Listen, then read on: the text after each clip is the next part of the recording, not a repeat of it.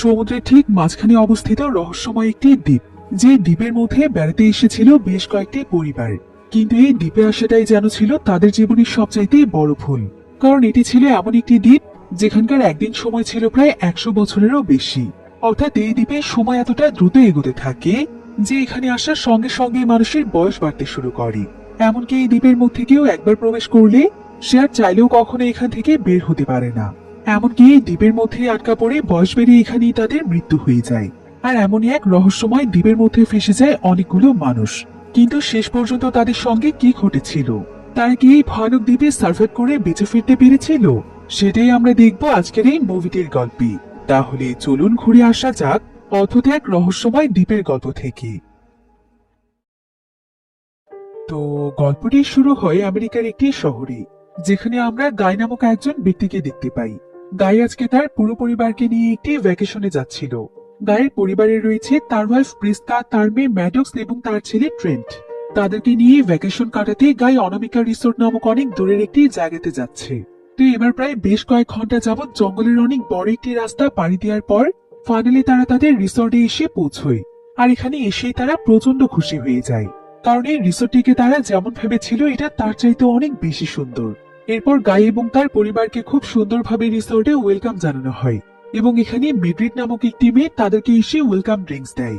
অন্যদিকে ম্যাডক্স এবং ট্রেন্ট সেখানে একটি ক্যান্ডি স্টেশন দেখতে পায়, যেখানে বিভিন্ন ধরনের কালারফুল ড্রিঙ্কস এবং চকলেট রাখা ছিল। কিন্তু ঠিক তখনই সেখানে ইডলিপ নামক একটি ছেলে চলে আসে। আর মাত্র কিছু সময়ের মধ্যে ইডলিপের সঙ্গে তাদের দুজনের বেশ ভালো বন্ধুত্ব হয়ে যায়। এই ইডলিপ মূলত ছিল এখানকার হোটেল মালিকের ভাতিজা। এরপর গাই তখন তার পরিবারের সবাইকে নিয়ে তাদের রুমে চলে আসে। রুমে প্রবেশ করতেই গাই সেখানে ছোট্ট একটি বই দেখতে পায়, যেখানে ওয়ারেন কোম্পানির নাম লেখা ছিল। আসলে ওয়ারেন কোম্পানি ছিল তাদের দেশের সবচাইতে পপুলার একটি ফার্মাসিউটিক্যাল কোম্পানি, যাদের মেডিসিন দুর্দান্তভাবে কাজ করে থাকে। এবার অন্যদিকে আমরা ট্রেন্ট এবং ইডলিপকে দেখতে পাই। ইডলিপের সঙ্গে ট্রেন্টের অনেক ভালো বন্ধুত্ব হয়ে গিয়েছিল, তাই তারা দুজন মিলে একসঙ্গে বিচে এসে অনেক মজা করছিল। তো এখানে তাদের সঙ্গে গ্রেস মিচেল নামক একজন ব্যক্তির দেখা হয়, যে কিনা মূলত অনেক বড় একজন পুলিশ অফিসার ছিল। কর্মব্যস্তময় জীবনে সে একটু সময় কাটানোর জন্য এই বিচে এসেছে। তো ট্রেন্ট এবং ইডলিপের সঙ্গে সেও বেশ ভালো মজা করে। এবার আমরা গাই এবং তার ওয়াইফকে দেখতে পাই, যাদের দুজনের মাঝে বেশ কথা কাটাকাটি হচ্ছিল। আর এখানে আমরা তাদের কথোপকথন শুনে বুঝতে পারি যে তাদের মূলত কিছুদিনের মধ্যে ডিভোর্স হতে চলেছে। আর এখানে তারা বাচ্চাদের সঙ্গে একটি শেষ ভ্যাকেশন কাটানোর জন্য এসেছে। তবে তাদের বাচ্চারা আগে থেকেই তাদের এই বিষয়গুলো আন্দাজ করতে পেরেছিল, কারণ প্রতিনিয়ত এইভাবে তাদের ঝগড়া লেগেই থাকে। তবে কিছুদিন আগে প্রেস্কার আবার একটি টিউমার ধরা পড়েছিল, তাই গাই চাইছিল না যে এখন এই মুহূর্তে এভাবে তাদের ডিভোর্স হয়ে যাক। সে এই সময় প্রেস্কার পাশে থাকতে চায়, কিন্তু প্রেস্কা তাকে বলে যে যেখানে দুটো মানুষের মধ্যে কোনো ভালোবাসাই নেই, সেখানে দয়া দেখিয়ে একসঙ্গে থাকার কোনো মানেই হয় না। অন্যদিকে আমরা গায়ের ছেলে ট্রেন্টকে দেখতে পাই। ট্রেন্ট হঠাৎ করে একটি অদ্ভুত লেটার দেখতে পায়, যেটা মূলত ইডলিপ তার জন্য লিখেছিল। আর সেই লেটারটিকে এক ধরনের পাজলের মতো করে লিখেছে এবং সেটা ট্রেন্টকে দিয়েছে সলভ করার জন্য। লেখাটি মূলত একটি কোড টাইপের লেখা ছিল।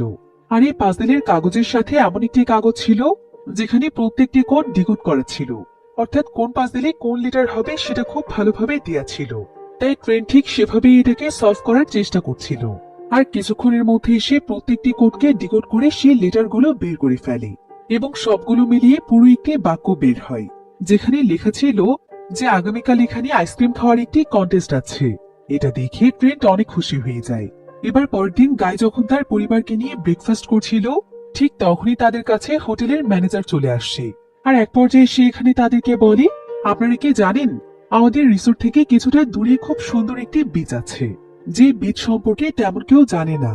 এছাড়া অবাক করার বিষয় হচ্ছে পৃথিবীর ম্যাপের মধ্যেও বিচটি নেই, কিন্তু সেই বিচটি এত বেশি সুন্দর এবং আকর্ষণীয় বিচ, যেটা খুবই কম সংখ্যক মানুষের নিজের চোখে দেখার সুযোগ পায়। তাই আমি আমার রিসোর্টে আলাদাভাবে সেই বিচে যাওয়ার একটি ব্যবস্থা রেখেছি।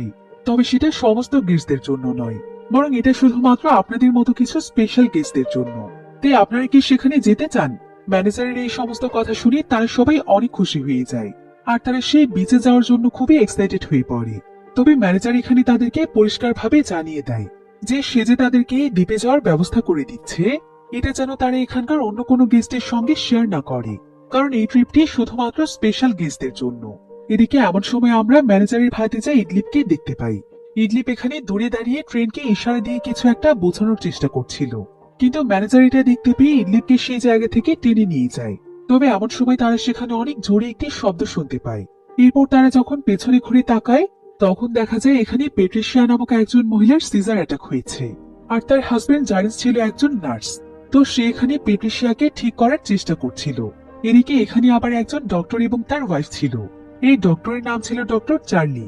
চার্লি যখন পেট্রিশিয়ার এই অবস্থা দেখতে পায়, তখন সে দ্রুত তাকে ট্রিটমেন্ট দিয়ে ঠিক করে ফেলে। এতে পেট্রিশিয়ার হাজবেন্ড জারেন অনেক খুশি হয়ে তাকে মন থেকে ধন্যবাদ জানায়।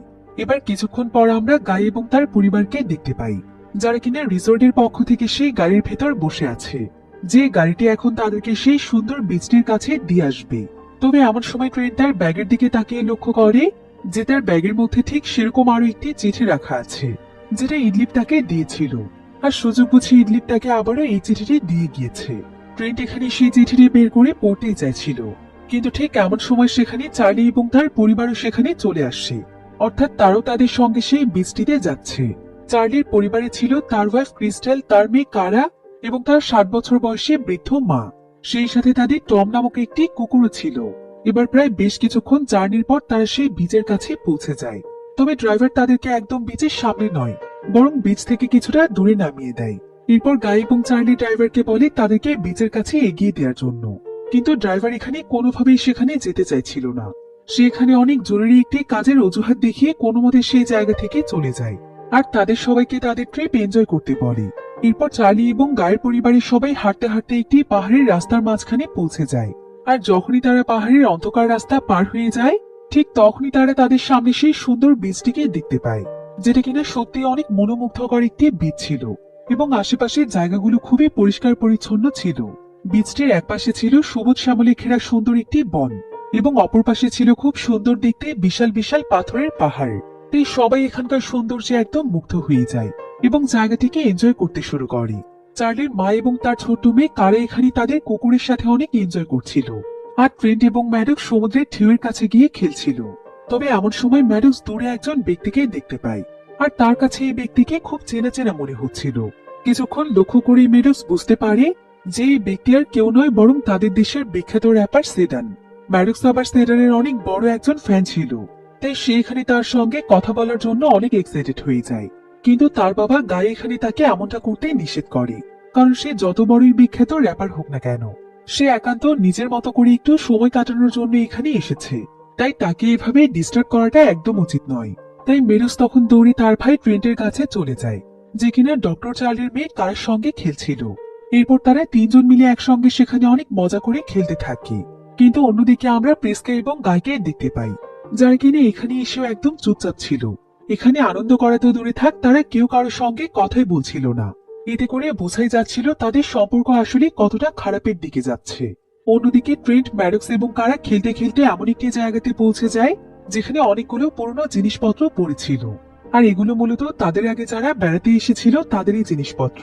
কিন্তু অদ্ভুত ব্যাপার হচ্ছে সেখানে যে সমস্ত লোহা এবং স্টিলের জিনিসপত্র ছিল সেগুলোতে এমন ভাবে জং পড়ে গিয়েছিল যেন মনে হচ্ছিল এগুলো বহু বছর পুরনো। ম্যাডক্স তখন তার মাকে ডেকে এগুলো দেখাতে চাইছিল, কিন্তু তার মা তাদেরকে সেই জায়গা থেকে সরে গিয়ে অন্য জায়গাতে খেলতে বলে, কারণ তার কাছে মনে হচ্ছিল তারা সেখানে ব্যথা পেতে পারে। এরপর দেখা যায় ট্রেন্ট গোসল করার জন্য পানির ভেতরে নেমে পড়ে, আর যখনই সে পানির কিছুটা গভীরে চলে যায়, ঠিক তখনই তার সঙ্গে অদ্ভুত একটি জিনিসের ধাক্কা লেগে যায়। ট্রেন্ট দেখতে পায় যে এটা তো একটি মানুষের লাশ। ট্রেন্ট এতে প্রচন্ড ভয় পেয়ে যায়, আর সে তাড়াতাড়ি করে পানি থেকে চিৎকার করতে করতে বেরিয়ে আসে। সবাই তখন দৌড়ে এসে জানতে চায় যে কি হয়েছে। ট্রেন্ট তখন তাদেরকে ইশারা দিয়ে দেখিয়ে দেয় যে সে সেখানে কিছু একটা দেখেছে। এরপর গাই এবং চার্লি যখন বিষয়টি চেক করতে যায়, তখন তারা দেখতে পায় যে এটা তো একটি মেয়ের লাশ। এতে তারা অনেক বেশি ভয় পেয়ে যায়। তবে লাশটিকে দেখতে পেয়ে সিরেন নামক সেই র্যাপার সেখানে চলে আসছে, কিন্তু অদ্ভুতভাবে তার নাক দিয়ে রক্ত পড়ছিল। তো সিরেন এখানে এসে সবাইকে বলে যে আজকে তাকে এবং এই মেয়েটিকে এই দ্বীপে দিয়ে যাওয়া হয়েছিল। এখানে তারা দুজন ছাড়া তখন আর কেউ ছিল না। তবে হঠাৎ করে মেয়েটি সমুদ্রে গোসল করার জন্য নেমে পড়ে। তখন থেকে সে আর ফিরে আসেনি, আর এতক্ষণ যাবৎ সে এখানে চুপচাপ বসে ছিল। কিন্তু সিরেনের নাকে রক্ত দেখে চার্লি সন্দেহ হচ্ছিল যে নিশ্চয়ই সেই মেয়েটির সঙ্গে তার এখানে লড়াই হয়েছিল, আর কোনো কারণে সেই মেয়েটিকে হয়তো মেরে ফেলেছে। কিন্তু সিরেন তখন বলে তারা তাকে ভুল বুঝছে, তার হেমোফিলিয়া নামক একটি রোগ রয়েছে, যেটার জন্য তার নাক দিয়ে কিছুক্ষণ পর পর রক্ত আসে। আর যে মেয়েটি মারা গিয়েছে তার মাল্টিপল ক্যালোরোসিস নামক একটি রোগ ছিল। এটা মস্তিষ্ক এবং শরীরে এমন একটি সমস্যা যে মস্তিষ্ক নিজে বুঝে উঠতে পারে না শরীর আসলে কি চাচ্ছে, অর্থাৎ শরীর মস্তিষ্কের নিয়ন্ত্রণের বাইরে চলে যায়। তাই হয়তো যখন মেয়েটি সাঁতার কাটতে গিয়েছে তখন তার শরীর তার মস্তিষ্কের নিয়ন্ত্রণ হারিয়ে ফেলায় সে মারা গিয়েছে। কিন্তু ডক্টর চার্লি এখানে স্টিডেনের এই সমস্ত কথা বিশ্বাসই করতে চাইছিল না, বরং সে তাকে কিলার বলে গালাগাল দিচ্ছিল। এমনকি সে এখানে তার ফোনের মাধ্যমে পুলিশকে ইনফর্ম করতে চাচ্ছিল, কিন্তু দুর্ভাগ্যবশত এখানে তাদের কারো ফোনের মধ্যে নেটওয়ার্ক ছিল না। এবার ঠিক এমন সময় দেখা যায় সেখানে সেই পেট্রিশিয়া নামক মহিলাটি চলে আসে, যার কিনা আজকে হোটেলে সিজার অ্যাটাক হয়েছিল। আর সে এখানে তার হাজবেন্ড জারিনের সঙ্গে ঘুরতে এসেছে। এদিকে পেট্রিশিয়ার যখন সিজার অ্যাটাক হয়েছিল তখন চার্লি তাকে হেল্প করার কারণে তারা একে অপরকে আগে থেকেই চিনত, এজন্য তারা এখানে অনেক গল্প করছিল। কিন্তু ঠিক তখনই সেখানে চার্লির ওয়াইফ ক্রিস্টিন সেখানে দৌড়ে আসে। আর সে চার্লিকে জানায় যে তার মায়ের শরীর খারাপ হয়ে গিয়েছে, সে অদ্ভুত আচরণ করছে। চার্লি তখন সেখানে দৌড়ে চলে যায়। এদিকে এখানে পৌঁছে জারিন যখন এখানে একটি লাশের ব্যাপারে জানতে পারে আর হঠাৎ করে চার্লির মা যখন অসুস্থ হয়ে যায় তখন জারিন সিদ্ধান্ত নেয় যে রিসোর্ট থেকে তাদের সাহায্য চাইতে হবে।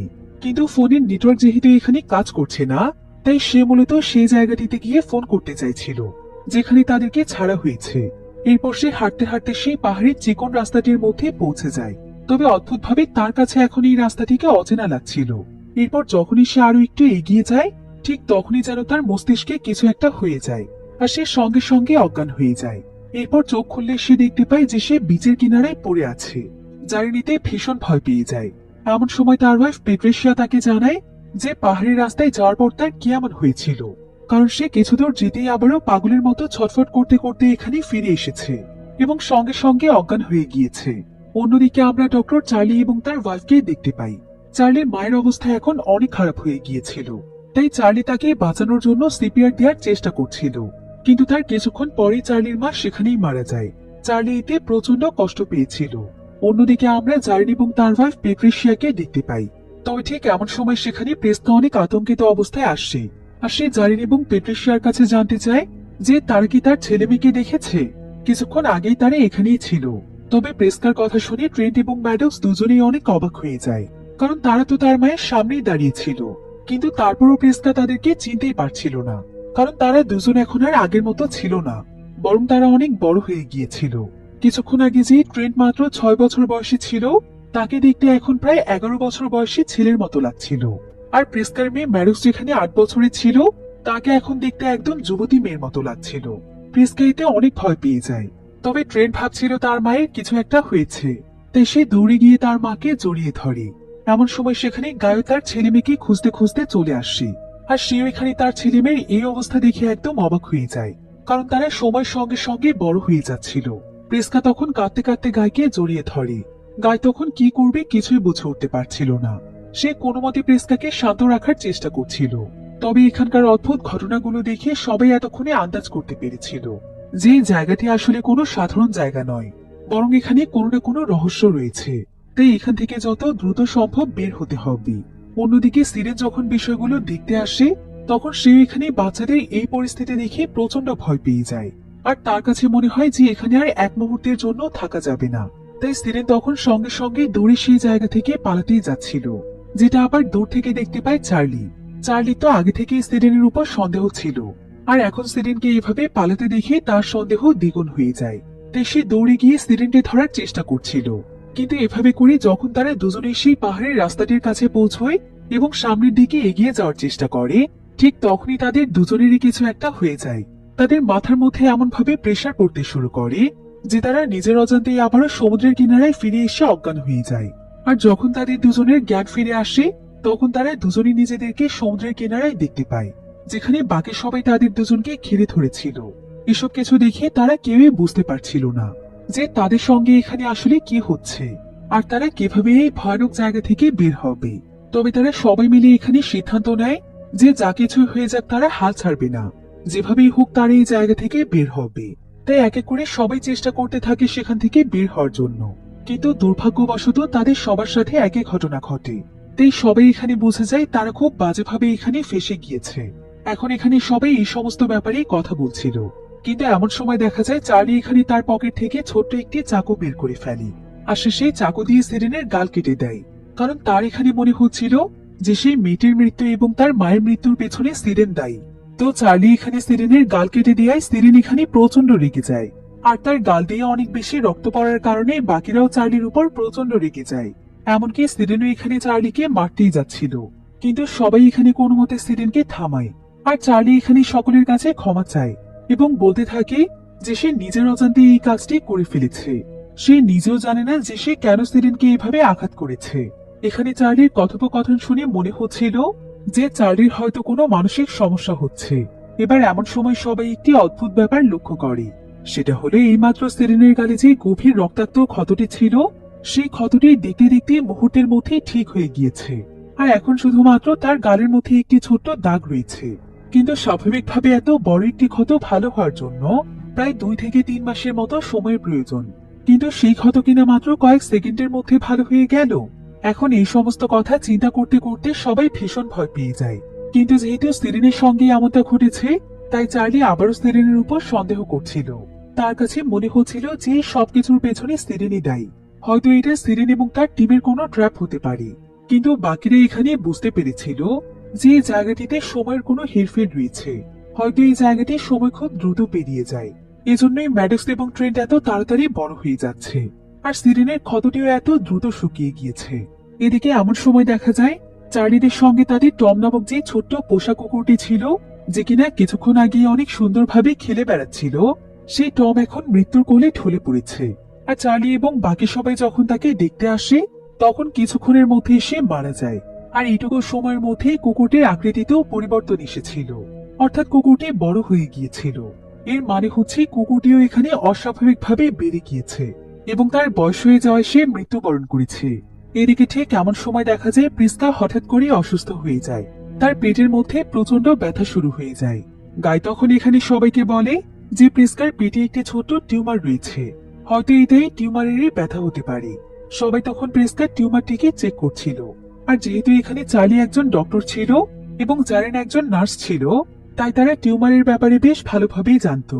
তবে প্রিস্কা এখানে চিৎকার করতে করতে অজ্ঞান হয়ে যায়। তখন সবাই মিলে প্রিস্কার পেটের দিকে তাকিয়ে দেখতে পায় যে অদ্ভুতভাবে প্রিস্কার পেটের টিউমারটি অনেক বড় হয়ে যাচ্ছে। গাই তখন বলে এটা কোনোভাবেই সম্ভব নয়, কারণ প্রিস্কার টিউমারটি মাত্র 3 সেন্টিমিটারের ছিল, সেটা এত বড় কিভাবে হতে পারে। জারিন তখন বলে এই জায়গাতে সবকিছুই সম্ভব, তাই যত দ্রুত সম্ভব প্রিস্কার অপারেশন করে তার টিউমারটি বের করতে হবে, তা না হলে প্রিস্কা মারাও যেতে পারে। তাই জারিন এবং ডক্টর চার্লি মিলে প্রিস্কার অপারেশন শুরু করে দেয়। কিন্তু চার্লি যখন প্রিস্কার পেটটি কাটে, তখন দেখা যায় কাটা স্থানটি একা একাই ঠিক হয়ে যাচ্ছিল।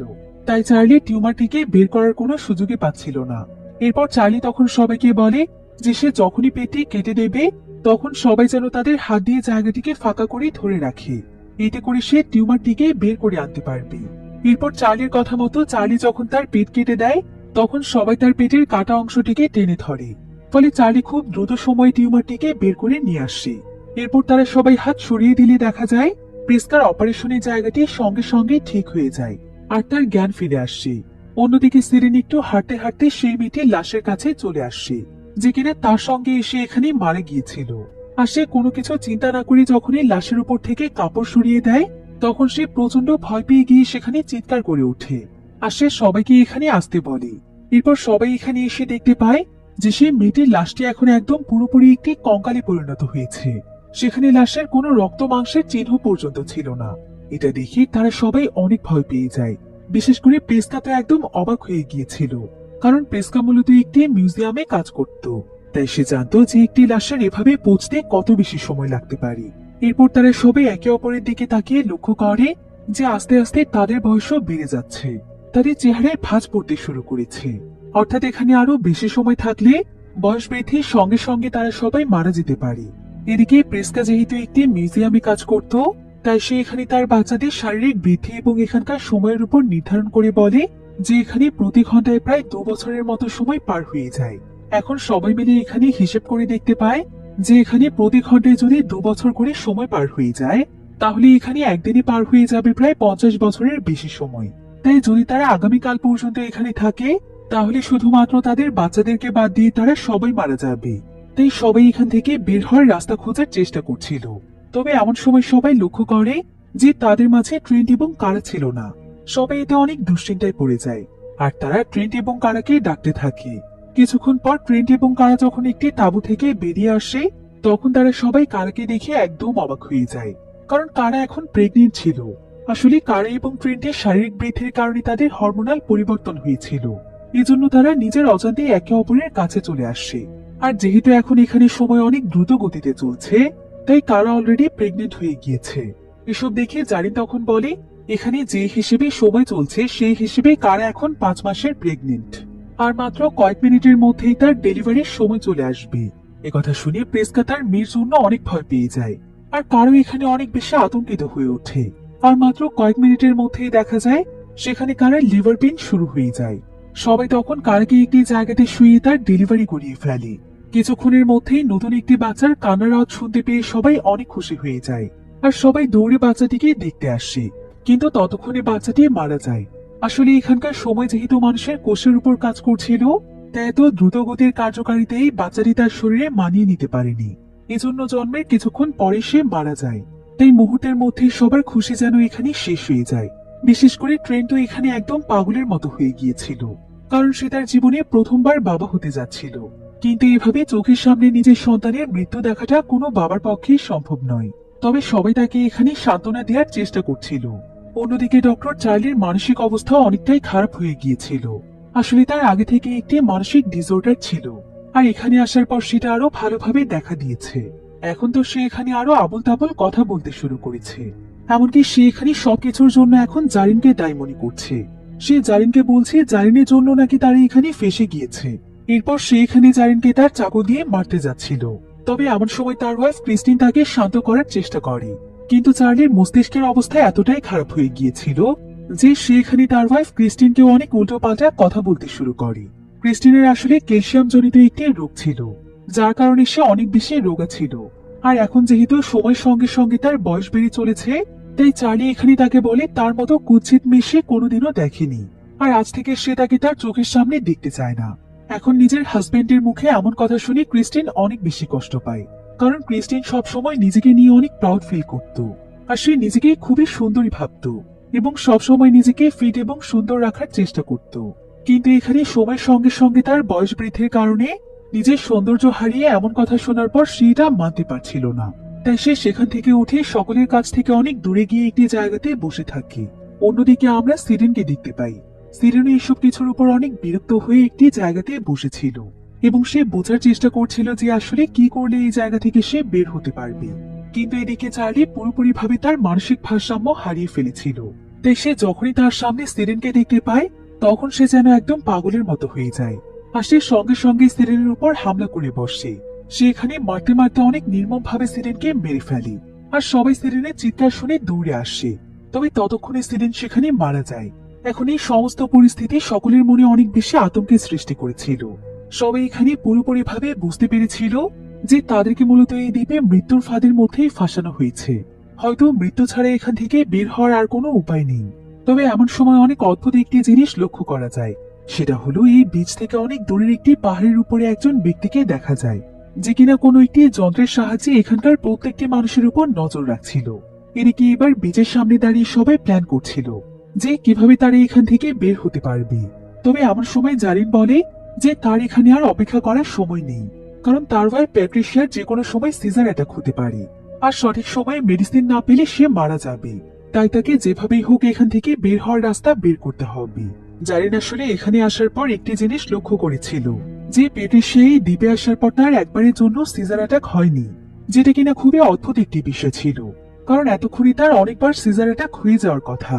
এদিকে জারিন এখানে সবার এবং প্যাট্রিশিয়ার কাছ থেকে বিদায় নেয়। আর সে সিদ্ধান্ত নেয় যে সে সমুদ্রের সাঁতার কেটে অপর প্রান্তে যাবে এবং যেভাবেই হোক সে বের হওয়ার রাস্তা খুঁজে বের করবে। তাই সে অনেক সাহস নিয়ে সমুদ্রের পানিতে নেমে পড়ে। এদিকে গায়ের কাছে একটি বিষয় খুবই পরিষ্কার হয়ে যাচ্ছিল। সে এখানে আসার পর বুঝতে পেরেছে যে সেই রিসোর্টের ম্যানেজার আসলে সেই সমস্ত মানুষদেরকে এই বিচটিতে পাঠিয়েছে যাদের পরিবারের কারো না কারো অনেক বড় কোনো রোগ রয়েছে, যেমন তার ওয়াইফের একটি টিউমার ছিল, আর প্যাট্রিশিয়ার রয়েছে সিজার অ্যাটাক, ডক্টর চার্লির রয়েছে মানসিক সমস্যা, চার্লির ওয়াইফের আবার রয়েছে ক্যালসিয়াম জনিত সমস্যা। আর সেদিনের সঙ্গে এসে যে মেয়েটি মারা গিয়েছিল তারও একটি বিশেষ ধরনের রোগ ছিল। তাই এই সবকিছু মিলিয়ে গায়ের কাছে মনে হচ্ছিল যে এসবের পেছনে কোনো না কোনো বড় একটি কারণ রয়েছে, আর নিশ্চয়ই তাদের উপর কেউ নজর রাখছে। এবার অন্যদিকে আমরা ম্যাডক্স এবং তার মা প্রেসকাকে দেখতে পাই। তো ম্যাডক্স এখানে তার মায়ের কাছে জানতে চায় যে তার মায়ের এবং তার বাবার মধ্যে এমন কি হয়েছিল যে তারা একে অপরকে ডিভোর্স দিতে চায়। তখন প্রেসকা তাকে সরাসরি জানিয়ে দেয় যে বিয়ের পর থেকে গাই তাকে কোনোদিনও ঠিক মতো সময় দেয়নি। সে শুধুমাত্র টাকা দিয়ে তার সমস্ত দায়িত্ব পালন করে গিয়েছে। ওয়াইফ হিসেবে তার যে অধিকার রয়েছে সেটুকু সে ভালোভাবে পালন করেনি। এমনকি তার যখন টিউমার হয়েছিল সেই অসুস্থতার সময় সে তাকে পাশে পায়নি। এজন্য সে পরবর্তীতে অন্য একজন ব্যক্তির সাথে ডেট করেছে এবং সে তাকে ভালোবেসে তার কাছে ফিরে যাবে। সে তার বাবা গাইকে তার জীবনে রাখতে চায় না। কিন্তু ম্যাডক্স খুব ভালোভাবেই জানতো যে তার বাবা কাজের জন্য যতই ব্যস্ত থাকুক, কিন্তু সে তার পরিবারের প্রত্যেকটি মানুষকে অনেক ভালোবাসে। আর পরিবারের জন্যই তো সে এত কষ্ট করে মানুষের চাকরি করছে। তবে তার মা তার বাবাকে ভুল বুঝে শেষ পর্যন্ত অন্য একজন ব্যক্তিকে ভালোবেসেছে। ম্যাডক্স এটা কোনোভাবেই মানতে পারছিল না। তার এখানে খুবই কষ্ট হচ্ছিল। তাই সে এখানে একটু রিল্যাক্স হওয়ার জন্য সমুদ্রের পানিতে গোসল করার জন্য নেমে পড়ে। কিন্তু যখন সে কিছুটা দূরে চলে যায় ঠিক তখনই তার সামনে একটি লাশ ভেসে আসে। ম্যাডক্স এতে প্রচন্ড ভয় পেয়ে চিৎকার করে সমুদ্রের পানি থেকে উঠে আসে। এরপর লাশটিকে সমুদ্র থেকে তোলার পর সবাই একদম অবাক হয়ে যায়, কারণ দেখা যায় এটা আর কেউ নয় বরং জারিনের লাশ, অর্থাৎ জারিন মারা গিয়েছে। প্যাট্রিসিয়া যেন এটা একদম পাগলের মতো হয়ে গিয়েছিল। গাই তখন এখানে সবাইকে বলে হয়তো এই জায়গা পার হতে গিয়ে তার মস্তিষ্কে বিশেষ ধরনের চাপ সৃষ্টি হয়েছে, ঠিক যেমনটা পাহাড়ের রাস্তা দিয়ে বের হওয়ার সময় হতো। এজন্য হয়তো পানিতে এসে অজ্ঞান হয়ে ডুবে মারা গিয়েছে। এখন এই সমস্ত ঘটনায় অনেক বেশি ভেঙে পড়ে ট্রেন্ট এবং কারা তাদের বাচ্চাকে নিয়ে একটি জায়গাতে বসেছিল। তবে এখন তাদের বাচ্চাটি একদম পচে গলে কঙ্কাল হয়ে গিয়েছিল। ট্রেন্ট তখন কারাকে বলে এত কিছু চিন্তা করার প্রয়োজন নেই, তাদের উচিত এখন তাদের বাচ্চাকে দাফন করে দেয়া। এতে করে হয়তো তার আত্মা কিছুটা শান্তি পাবে। এরপর ট্রেন তখন কারার কাছ থেকে তাদের বাচ্চাটিকে নিয়ে দাফন করে দেয়। কিন্তু যখনই ট্রেন পেছনে ঘুরে তাকায় তখন সেখানে আর কারা ছিল না। ট্রেনটিতে অনেক ভয় পেয়ে যায়, আর সে উপরে তাকিয়ে দেখতে পায় যে কারা এখানকার পাহাড় পার হয়ে বেরিয়ে যাওয়ার চেষ্টা করছে। তবে ট্রেন বারবার কারাকে নেমে আসতে বলছিল। এমনকি সে এখানে বাকি সবাইকেও ডেকে নিয়ে আসে। সবাই কারাকে এমনটা করতে নিষেধ করছিল, কারণ যদি উপরে উঠে এখানকার প্রভাবের কারণে সেও অজ্ঞান হয়ে যায় তাহলে নিচে পড়ে তার মৃত্যুও হতে পারে। কিন্তু কারা এখানে কারো কথাই শুনতে চাইছিল না। আর একটা পর্যায়ে সবার কাছে মনে হচ্ছিল কারা হয়তো রাস্তা খুঁজে পেয়ে গিয়েছে। কিন্তু তার পরক্ষণেই কারা সঙ্গে সঙ্গে অজ্ঞান হয়ে যায়। আর সে সেই বিশাল উঁচু পাহাড় থেকে সোজা নিচে পড়ে মারা যায়। এতে সবাই অনেক বেশি কষ্ট পেয়েছিল, বিশেষ করে ট্রেন্ট, কারণ কারা ছিল ট্রেন্টের জীবনের প্রথম ভালোবাসা। আর মাত্র এটুকু সময়ের মধ্যে সে তার ভালোবাসার মানুষ এবং সন্তান দুজনকেই হারিয়েছে। তাই সবাই এখানে তাকে সান্ত্বনা দেওয়ার চেষ্টা করছিল। এবার এমন সময় দেখা যায় হঠাৎ করে প্যাট্রিসিয়ার সিজার অ্যাটাক শুরু হয়ে যায়। সে অনেক বেশি অসুস্থ হয়ে পড়ে, কিন্তু এখানে তাদের কারো কাছে কোনো মেডিসিন ছিল না যেটার মাধ্যমে প্যাট্রিসিয়াকে তারা সুস্থ করে তুলবে। আর এখানে যেহেতু সময় অনেক দ্রুত পার হচ্ছিল তাই দেখা যায় মাত্র কয়েক মিনিটের মধ্যে প্যাট্রিসিয়ার আরো বেশ কয়েকবার সিজার অ্যাটাক হয়ে যায়, যার ফলে কিছুক্ষণের মধ্যেই ছটফট করতে করতে প্যাট্রিসিয়া মারা যায়। আর এভাবে একের পর এক প্রত্যেকটি মানুষের মৃত্যু দেখে সবাই অনেক ডিপ্রেসড হয়ে যায়। সেই সাথে গাই এখানে লক্ষ্য করে যে বয়সের সঙ্গে সঙ্গে তার দৃষ্টিশক্তিও কমে এসেছে। আর প্রেসকে এখানে তার এক কান দিয়ে কিছুই শুনতে পাচ্ছে না। তাদের দুজনের শরীরে পার্থক্য দেখা দিয়েছে। তবে এখানে সবচাইতে বেশি অবস্থা খারাপ ছিল ক্রিস্টিনের, কারণ ক্রিস্টিনের যে ক্যালসিয়ামের সমস্যাটি ছিল সময়ের সঙ্গে সঙ্গে সেই সমস্যা আরো বেশি বেড়ে চলেছিল। আর ক্রিস্টিন যখন নিজের সুন্দর রূপের এই অবস্থা দেখতে পায় তখন সে চাইছিল না কেউ তাকে এভাবে দেখুক। তাই সে সকলের কাছ থেকে দূরে সরে গিয়ে একটি অন্ধকার জায়গাতে চলে যায়। এদিকে সন্ধে হয়ে যাওয়ায় ট্রেন্ট এবং ম্যাডক্স মিলে সেখানে আগুন জ্বালায়, আর তারা পুরো পরিবার মিলে সেখানে বসে পড়ে। এমন সময় গায়ে আস্তে আস্তে প্রেসকার কাছে আসে, আর সে প্রেসকার কাছে ক্ষমা চেয়ে বলে তুমি সারা জীবন যা চেয়েছো আমি তোমাকে সেটা দিতে পারিনি। হয়তো কর্মব্যস্ততার জন্য আমি ভুলেই গিয়েছিলাম যে হাজবেন্ড হিসেবে আমারও তোমাকে বেশি সময় দেওয়ার প্রয়োজন ছিল, কিন্তু সব সময় স্ট্রেসে থাকার কারণে বিষয়টি আমি তোমাকে ভালোভাবে বোঝাতে পারিনি। তবে তুমি লাস্ট আমাকে যে মেসেজগুলো দিয়েছিলে সেগুলো আমি পড়েছিলাম, আর আমি অনেক আগে থেকেই জানি তুমি আমাকে না বরং অন্য একজন মানুষকে ভালোবাসো। আমি তোমার সিদ্ধান্তকে সম্মান জানাই, কিন্তু বিশ্বাস করো যা কিছুই হয়ে যাক আমি কখনোই তোমাকে হারাতে চাইনি। জীবনের শেষ নিঃশ্বাস পর্যন্ত তোমার সঙ্গেই থাকতে চেয়েছি। এসব কথা শুনে প্রিস্কাও তার ভুল বুঝতে পারি। সে বুঝে যায় যে গাইকে সে আসলে কতটা ভুল বুঝেছিল। তাই সেও এখানে গায়ের কাছে শেষবারের মতো ক্ষমা চেয়ে বলে, হয়তো তুমি আমার সঙ্গে মন থেকে শেষ নিঃশ্বাস পর্যন্ত বাঁচতে চেয়েছিলে, তাই হয়তো সৃষ্টিকর্তা আমাদেরকে এই পরিস্থিতিতে ফেলেছে। এরপর তারা দুজন মিলে এখানে নিজেদের পরিণতি মেনে নেয়, আর তারা দুজন একসঙ্গে নিজেদের শেষ সময়টুকু কাটানোর জন্য প্রস্তুত হয়ে যায়। অন্যদিকে ট্রেন্ট এবং ম্যাডক্স আগুন জ্বালিয়ে রাখার জন্য বেশ কিছু জিনিসের খোঁজ করছিল, আর ঠিক তখনই তারা হঠাৎ করে সেখানে একটি ডায়েরি খুঁজে পায়। আর এটা ছিল এমন একজন রাইটারের ডায়েরি যে কিনা তাদের মতো এই দ্বীপে এসে ফেসে গিয়েছিল, আর তাদের সঙ্গে যা কিছু ঘটেছিল সেগুলো সেই ডায়েরিতে লিখে গিয়েছে। এমনকি এখানে তার সঙ্গে যাদের যাদের মৃত্যু হয়েছে তাদের নাম এবং পদবিও লিখে গিয়েছে। এসব দেখে ট্রেন্ট এবং ম্যাডক্স এটা ভেবেই অবাক হয়ে যায় যে না জানি তাদের আগে কত মানুষ এখানে নিজেদের জীবন দিয়েছে। অন্যদিকে গাই এবং প্রেস্কা যখন নিজেদের মাঝে গল্প করছিল, ঠিক তখনই সেখানে হঠাৎ করে চার্লি চলে আসছে। আর চার্লি এখন পুরোপুরিভাবে নিজের মানসিক ভারসাম্য হারিয়ে ফেলেছিল, তাই সে সঙ্গে সঙ্গে নিজের চাকু দিয়ে গায়ের উপর হামলা করে দেয়। সে গাইকে অনবরত চাকু দিয়ে মারতে থাকে, কিন্তু এখানে সময়ের অনেক ব্যবধানের কারণে সঙ্গে সঙ্গে গায়ের কাটা স্থানগুলো আবারও ঠিক হয়ে যাচ্ছিল। এদিকে গাইকে বাঁচানোর জন্য প্রেস্কা এখানে চার্লিকে থামানোর চেষ্টা করে, কিন্তু চার্লি তখন প্রেস্কার উপরে হামলা করে দেয়। চার্লি এত বেশি ভয়ানক হয়ে উঠেছিল যে গাই এখন তার সন্তানদের জন্য অনেক ভয় পেয়ে গিয়েছিল। তাই গাই প্রেস্কাকে বলে তার ছেলেমেয়ের কাছে যাওয়ার জন্য এবং তাদেরকে কোথাও লুকিয়ে পড়তে বলার জন্য, যাতে করে চার্লি তাদেরকে দেখতে না পায়। প্রেস্কা তখন দৌড়ে চলে যায় ট্রেন্ট এবং ম্যাডক্সের কাছে, আর সে তাদের দুজনকে একটি পাহাড়ের গুহার মধ্যে লুকিয়ে থাকতে বলে। কিন্তু এখানে কিছু সময় থাকার পর ট্রেন্ট এবং ম্যাডক্স পেছন থেকে কিছু শব্দ শুনতে পায়। তারা তখন তাদের লাইটারের মাধ্যমে যখন সেখানে আগুন জ্বালিয়ে দেখার চেষ্টা করে, তখন দেখা যায় যে সেখানে চার্লির ওয়াইফ ক্রিস্টিন রয়েছে। আর ক্রিস্টিনের পরিস্থিতি এতটাই ভয়ঙ্কর হয়ে গিয়েছিল যে ক্রিস্টিন কোনোভাবেই চাইছিল না তাকে কেউ দেখুক, তাই সে এখানে প্রচন্ড রেগে যায়। আর সে বিশাল একটি পাথর উঠিয়ে নিয়ে তাদেরকে তাড়িয়ে দেওয়ার চেষ্টা করতে থাকে। কিন্তু বয়সের সঙ্গে সঙ্গে তার ক্যালসিয়ামের সমস্যা এত বেশি বেড়ে গিয়েছিল যে তার শরীরের প্রত্যেকটি হাড় একদম লাকড়ির মতো হয়ে গিয়েছিল। তাই যখন সে ভারী একটি পাথর ওঠায় তখন তার শরীরের প্রত্যেকটি হাড় দুমড়ে মুচড়ে যায়। আর এখানে সময় যেহেতু অনেক দ্রুত চলে যাচ্ছিল, তাই যেভাবে তার হাড় ভেঙে যাচ্ছিল সেভাবেই আবার জোড়া লেগে যাচ্ছিল। এতে করে দেখা যায় মুহূর্তের মধ্যেই ক্রিস্টিনের পুরো শরীরের আকৃতি বদলে যায়, আর তার পুরো শরীর দুমড়ে মুচড়ে যাওয়ার কারণে সে কিছুক্ষণের মধ্যেই মারা যায়। অন্যদিকে চার্লি এখনো গায়ের উপর অনবরত হামলা করছিল, তবে সৌভাগ্যবশত প্রেস্কা সেখানে অনেক পুরনো একটি জং লাগা চাকু খুঁজে পায়, আর সে গাইকে বাঁচানোর জন্য সেই চাকু দিয়ে চার্লির উপর হামলা করে বসে। কিন্তু সেখানে যেহেতু সময় অনেক দ্রুত গতিতে চলছিল আর চাকুর ভেতরে জং লাগা ছিল, তাই সঙ্গে সঙ্গে রক্তের মাধ্যমে চার্লির পুরো শরীরে ভয়ানক একটি ইনফেকশন ছড়িয়ে পড়ে। আর মাত্র কয়েক মিনিটের মধ্যে চার্লি সেখানে ছটফট করতে করতে মারা যায়।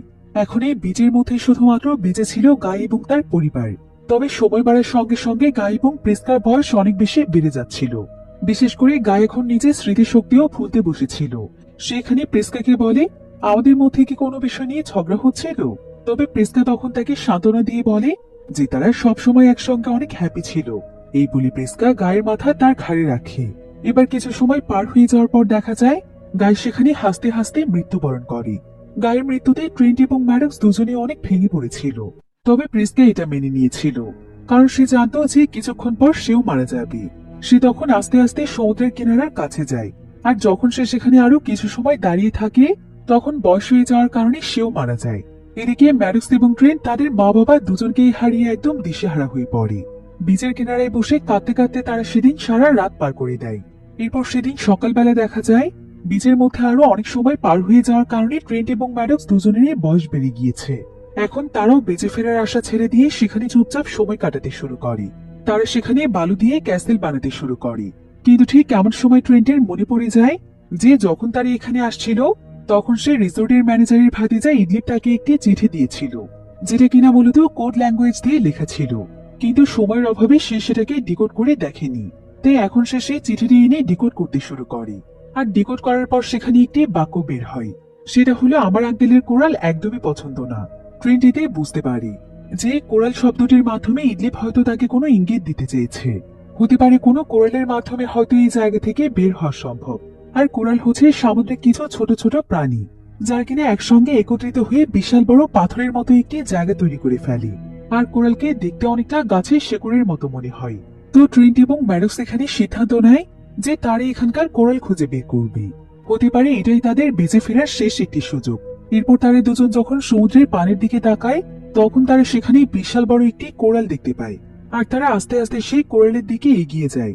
কোরালটির মধ্যে যেতেই দেখা যায় যে সত্যি সত্যি কোরালটির মাঝখানে একটি সুড়ঙ্গ রয়েছে। এটাই হয়তো এই জায়গা থেকে বের হওয়ার রাস্তা। তাই তারা দুজন মিলে তখন কোরালের সেই সুড়ঙ্গটি পার হওয়ার চেষ্টা করছিল। কিন্তু এমন সময় দেখা যায় কোরালের একটি জায়গাতে ম্যাডক্সের জামা আটকে যায়। আর ট্রেন তখন তাকে বাঁচানোর জন্য পেছনে ফিরে আসছে। অন্যদিকে পাহাড়ের উপর থেকে যে ব্যক্তি তাদের উপর নজর রাখছিল, সেই ব্যক্তি আসলে আর কেউ নয় বরং সেই ড্রাইভার, যে কিনা তাদের সবাইকে এখানে রাখতে এসেছিল। তো সে এখানে অনেক সময় যাবৎ ট্রেন্ট এবং ম্যাডক্সের উপর নজর রাখছিল। আর অনেক সময় পার হয়ে যাওয়ার পরও ট্রেন্ট এবং ম্যাডক্স যখন পানি থেকে উঠে আসছিল না, তখন সে বুঝতে পারে যে তারা দুজনও মারা গিয়েছে। সে তখন তার বেসে ফোন দিয়ে জানিয়ে দেয় যে এখানকার সবাই এখন মারা গিয়েছে। সে এক্ষুনি সমস্ত রেজাল্ট এবং ডেটা নিয়ে আসছে। এরপর দেখা যায় সেই ড্রাইভার সঙ্গে সঙ্গে সেই রিসোর্টের নিচের একটি বেসমেন্টে চলে আসছে, যেটা কিনা মূলত একটি ল্যাব ছিল। সেখানে কয়েক শত ডক্টর আলাদা আলাদা এক্সপেরিমেন্টের উপর ব্যস্ত ছিল। আর এখানে আমরা জানতে পারি যে এই রিসোর্ট তো শুধুমাত্র দেখানোর জন্য, বরং এই রিসোর্টের আড়ালে রয়েছে ভয়ানক এক এক্সপেরিমেন্ট। আসলে গাই এখানে যে ফার্মাসিউটিক্যাল কোম্পানির বইটি দেখতে পেয়েছিল, যেটা কিনা তাদের দেশে অনেক বেশি বিখ্যাত ছিল, সেই ওয়ারেন কোম্পানি মূলত এই রিসোর্টটিকে পরিচালনা করে। আসলে এই রিসোর্টের পাশে সেই বিচের জায়গাটি ছিল সত্যি সত্যি রহস্যময়। অর্থাৎ সেখানে কেন সময় এভাবে দ্রুত কাটতো এই ব্যাপারে কেউ জানতো না। কিন্তু রিসোর্টের ম্যানেজার যখন এই বিষয়টি জানতে পারে, তখন তার এই জায়গাটিতে বিশাল বড় কাজে লাগানোর সিদ্ধান্ত নেয়। তাই তার এই ওয়ারেন ফার্মাসিউটিক্যাল কোম্পানির সাথে জুড়ে যায়। আর তাদের রিসোর্টের বিজ্ঞাপন বিভিন্ন হসপিটালে দিয়ে দেয়, যাতে করে যে কোনো অসুস্থ মানুষ তাদের অফার দেখতে পেয়ে এখানে সময় কাটানোর জন্য আসে। আর তাদের রিসোর্টে আসার পর কৌশলে তারা মানুষদেরকে সে বীজের মধ্যে পাঠিয়ে দেয়। এই কাজটি মূলত তারা এই কারণেই করে, কারণ তারা প্রতিনিয়ত বিভিন্ন ধরনের মেডিসিনের উপর এক্সপেরিমেন্ট চালিয়ে যাচ্ছিল। তাই যখনই তাদের রিসোর্টে কোনো মানুষ আসে, অর্থাৎ বিশেষ করে যারা পেশেন্ট আসে, তারা রিসোর্টের ড্রিঙ্কস এর মাধ্যমে তাদেরকে সেই এক্সপেরিমেন্ট করা মেডিসিন গুলো খাইয়ে দেয় এবং এরপর কৌশলে সেই বীজের মধ্যে পাঠিয়ে দেয়। আর বীজটিতে যেহেতু একদিনের মধ্যে কয়েক বছর সময় পার হয়ে যায়, যার কারণে রিসার্চ টিমের সবাই বুঝতে পারে যে তারা যে মেডিসিনটি আবিষ্কার করেছে সেটা কতটুকু কার্যকর হয়েছে। অর্থাৎ যে মেডিসিনের উপর রিসার্চ সম্পূর্ণ করতে তাদের যুগের পর যুগ সময় লাগতো, সেখানে তারা একদিনের মধ্যে সেই মেডিসিনের রেজাল্ট পেয়ে যায় এবং পরবর্তীতে সেগুলো তারা বাজারে লঞ্চ করে দেয়। আর এসব কিছুর মূলে রয়েছে সেই রিসোর্টের ম্যানেজার। তো সেই ম্যানেজার এখানে তার পুরো টিমকে বলে যে তাদের এবারের মিশনটিও সাকসেসফুল হয়েছে। তারা সফলভাবে সিজার অ্যাটাকের মেডিসিন তৈরি করে ফেলেছে। পেট্রিশিয়া, যার কিনা বারবার সিজার অ্যাটাক হতো, তাকে সেই মেডিসিনটি দেওয়ার পর সে যতটুকু সময় সেই বীজে সার্ভাইভ করেছে, সেটা ছিল প্রায় 16 বছরের সমান। আর 16 বছরে তার একবারের জন্য সিজার অ্যাটাক হয়নি। তার মানে তারা তাদের এক্সপেরিমেন্টে সফল হয়েছে। এখন তারা এই সিজার অ্যাটাকের মেডিসিন বাজারে লঞ্চ করতে পারবে। তাই তারা সবাই মিলে এই বিষয়টিকে সেলিব্রেট করছিল। আর একদিকে তাদেরই আরেকটি টিম সেই সমস্ত মানুষদের সমস্ত তথ্য রিমুভ করে দিচ্ছিল, যাদেরকে মূলত সেই বীজটিতে পাঠানো হয়েছে, যাতে করে তাদের কোনো অস্তিত্বই খুঁজে না পাওয়া যায়।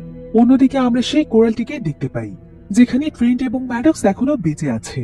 আর ফাইনালি তারা সেই কোরালটি পার হয়ে বের হতে পেরেছিল এবং সেই সময়ের বেড়াজাল থেকে মুক্তি পেয়েছিল।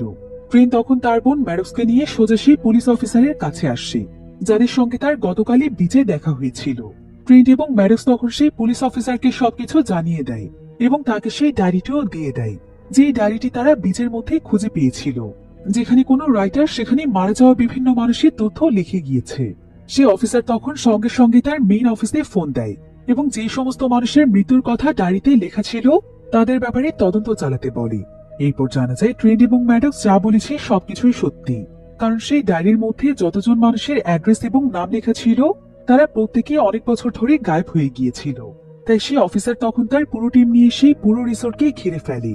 আর তারা সেই গোপন ল্যাবটিকেও খুঁজে পেয়ে সঙ্গে সঙ্গে সেখানে সিল মেরে দেয় এবং এই জঘন্য কাজের সঙ্গে যতজন মানুষ জড়িত ছিল তাদের সবাইকে এখানে অ্যারেস্ট করে নিয়ে যাওয়া হয়। এমন সময় আবার ট্রেন্ট এবং ম্যাডক্স ইদলিপকে দেখতে পায়। তারা দুজন তখন তাকে এসে ধন্যবাদ জানায়, কারণ ইদলিপের জন্য এই সত্যটা সকলের সামনে চলে এসেছে। তবে তারা বড় হয়ে যাওয়ার কারণে ইদলিপ তাদেরকে চিনতে পারছিল না। কিন্তু ট্রেন্ট যখন তাকে তার সেই চিঠিটি দেয়, তখন সে ট্রেন্ট এবং ম্যাডক্সকে চিনতে পারে এবং তাদেরকে বেঁচে ফিরতে দেখে সে অনেক খুশি হয়ে যায়। যদিও ট্রেন্ট এবং ম্যাডক্সের জীবন সাধারণ মানুষের মতো অর্থবহ হয়ে ওঠেনি। এইটুকু সময়ের মধ্যে তারা জীবন থেকে বহু বছর সময় হারিয়ে ফেলেছে। তারপরও তারা নিজেদের সাহসিকতা এবং বুদ্ধি দিয়ে যে কাজটি করতে পেরেছে, সেটার জন্য হয়তো তাদের মতোই আরো হাজার হাজার মানুষের জীবন বেঁচে যাবে। তাই পুরো পুলিশ টিম তাদের এই সাহসিকতার জন্য তাদেরকে সম্মান জানায়। ফাইনালি ম্যাডক্স এবং ট্রেন্টের আপ্রাণ চেষ্টা করার পর এই ভয়ানক এক্সপেরিমেন্টটি চিরদিনের জন্য বন্ধ হয়ে যায়। আর এমনই একটি থ্রিলিং এন্ডিং এর মাধ্যমে গল্পটি এখানেই শেষ হয়ে যায়।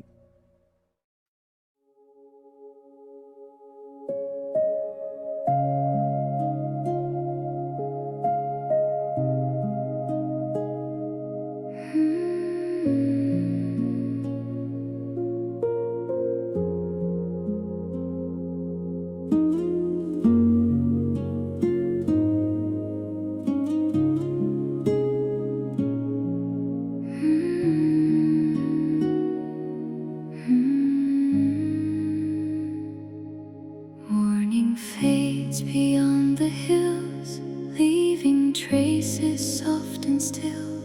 Clouds are floating, drifting free, like a whispered melody. Every leaf and every tree moves in quiet harmony.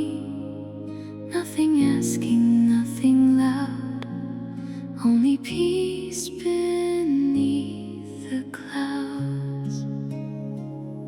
In an ocean of silence, I gently flow, where the restless winds no longer blow. Like a feather on the water, I softly glide, with the moon and stars as my guide. In an ocean of silence, calm and deep, where the world slows down and dreams can sleep. Every breath becomes a light shining through in this peaceful ocean blue.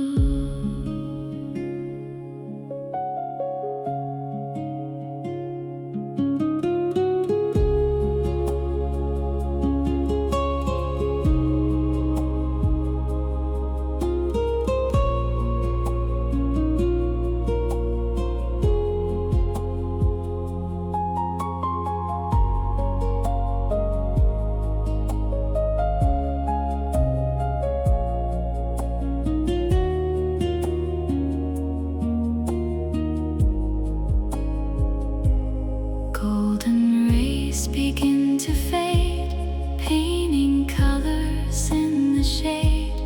Birds have sung their final song, and the night is coming on.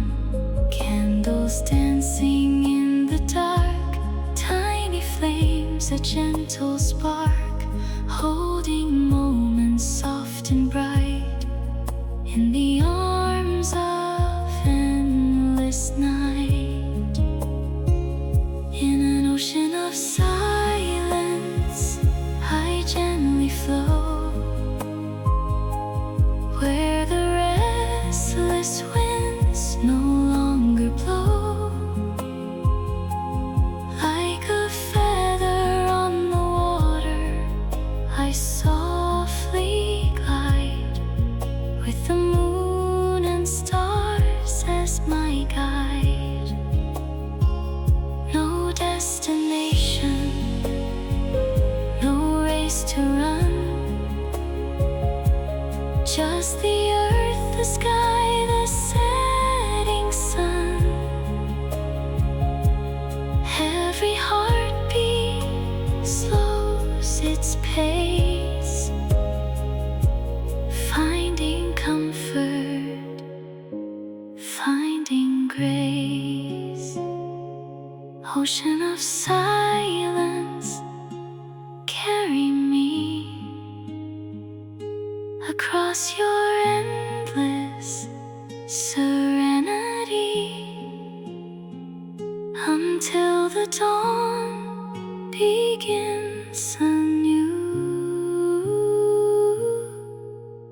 I'll rest inside your peaceful blue.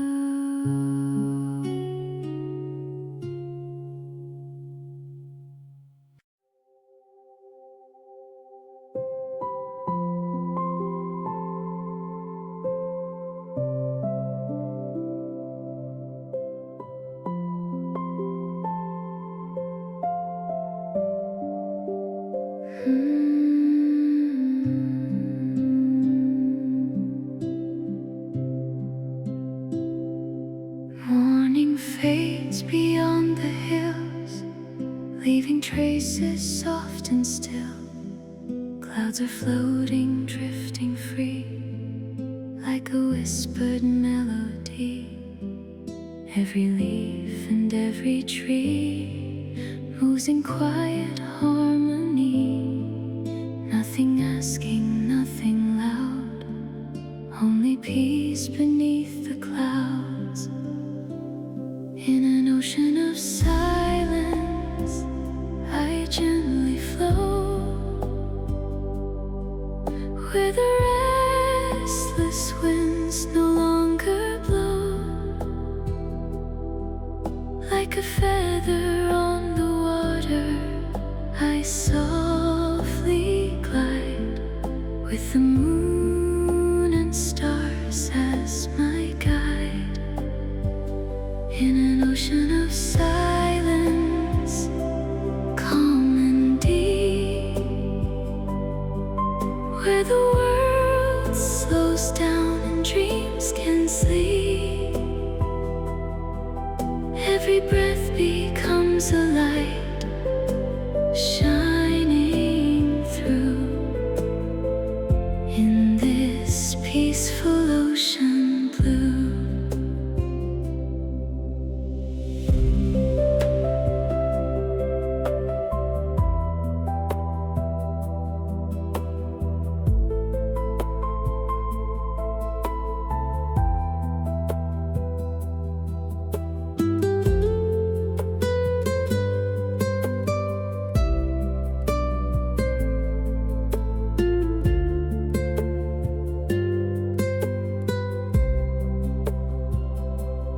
Golden rays begin to fade, painting colors in the shade.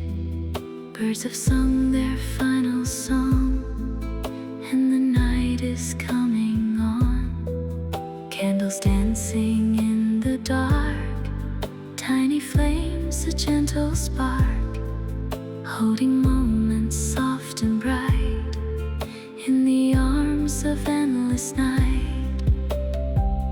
In an ocean of silence, I gently float, where the restless winds no longer blow. Like a feather on the water, I softly glide, with the moon and stars as my guide. No destination, no race to run, just the earth, the sky, the setting sun.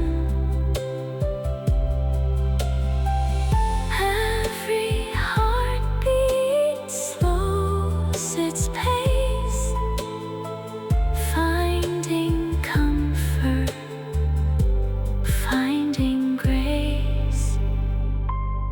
Ocean of silence, carry me across your endless serenity, until the dawn begins anew. I'll rest inside your peaceful blue.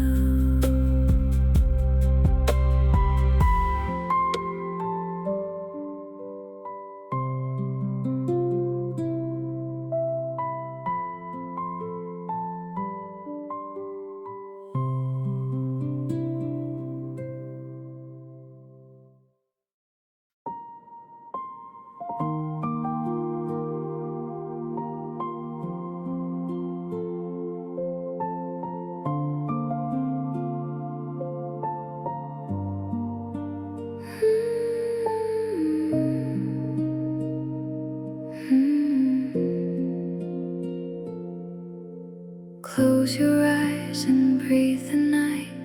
Let the stars become your light. Leave the noise beyond the shore. You don't have to run anymore.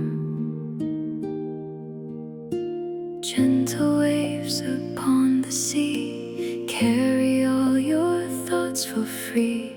Every worry fades away like a cloud at break of day. Drift with the moon, drift with the tide. Let the quiet pull you inside. Soft as the wind, slow as the blue. The night is singing just for you.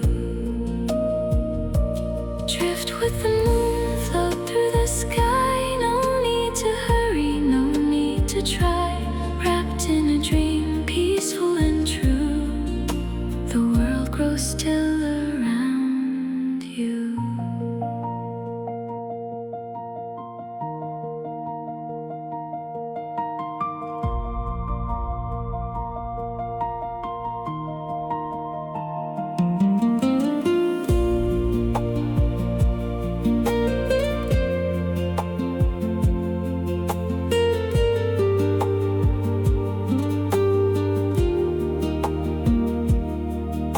Silver rivers softly glow through the fields where wildflowers grow. Time slows down its hurried pace, leaving only calm and grace. Far away the daylight sleeps, while the midnight garden breathes. Every heartbeat finds its place in the silence of this space. Drift with the moon, drift with the tide. Let the quiet pull you inside. Soft as the wind, slow as the blue. The night is singing just for you.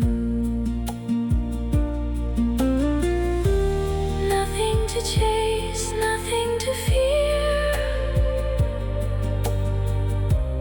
Only the stars drawing near. Like a feather on the stream, you become a gentle dream. Drift with the moon tonight. Everything will be alright. Close your eyes, the sky is wide, and peace is waiting by your side.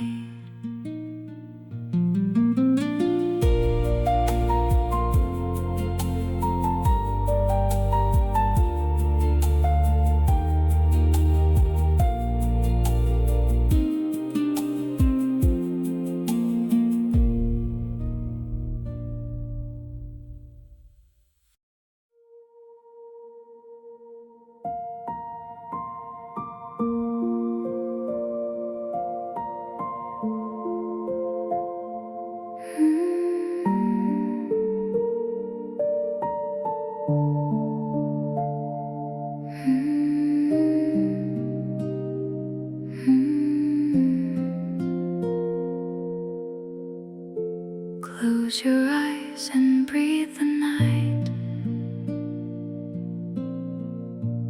Let the stars become your light. Leave the noise beyond the shore. You don't have to run anymore.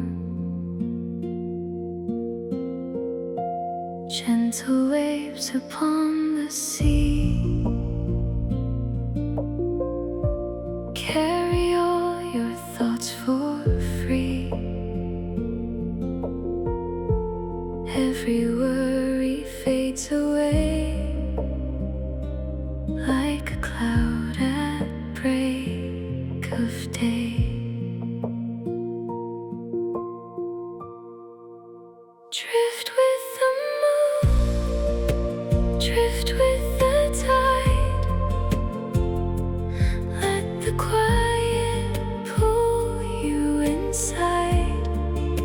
Soft as the wind, slow as the blue.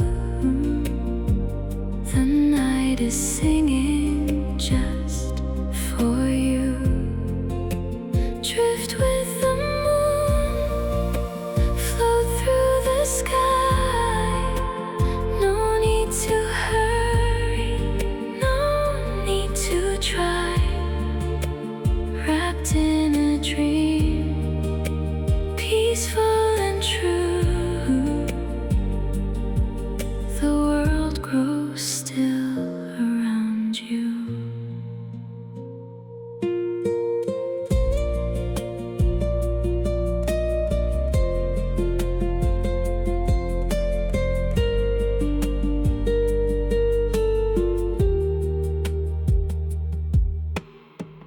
Silver rivers softly glow through the fields where wildflowers grow.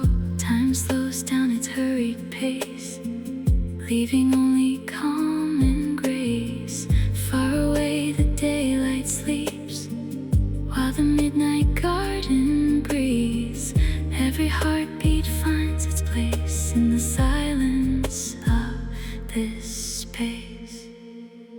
Drift with the moon, drift with the tide. Let the quiet pull you inside. Soft as the wind, slow as the blue. The night is singing just for you.